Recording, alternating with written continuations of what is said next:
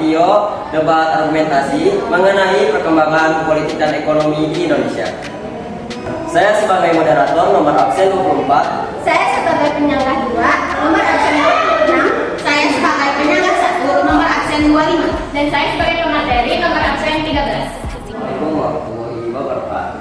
Waalaikumsalam warahmatullahi wabarakatuh. Dengan mengucapkan bismillahirrahmanirrahim, sidang debat resmi hari ini saya nyatakan dibuka. Temanya kali ini adalah perkembangan politik dan ekonomi di Indonesia pada tahun 1945 hingga 1965. Ada 3 masa penting Indonesia, yang pertama yaitu awal kemerdekaan, yang kedua yaitu demokrasi liberal, yang ketiga adalah demokrasi terpimpin. Oke, baik, kita mulai debat. Silakan pemateri nomor absen 13 menyampaikan ringkasannya. Baik, di sini ada materi yang akan sampaikan. Yang pertama, masa awal kemerdekaan. Politik masih tidak stabil karena agresi Belanda dan pergantian kabinet, ekonomi lemah sehingga pemerintah menerbitkan OI serta program pinjaman nasional.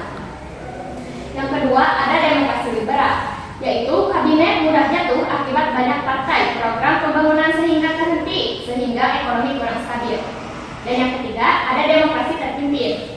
Kekuatan presiden semakin dominan melalui masa ekonomi memburuk karena inflasi tinggi dan proyek mercusuar yang membebani anggaran.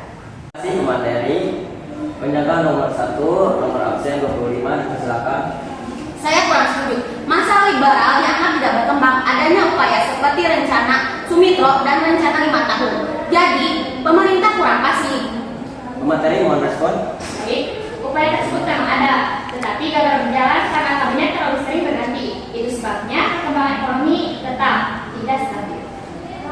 Lanjut ke penyangga nomor 2, absen nomor 26. Silakan.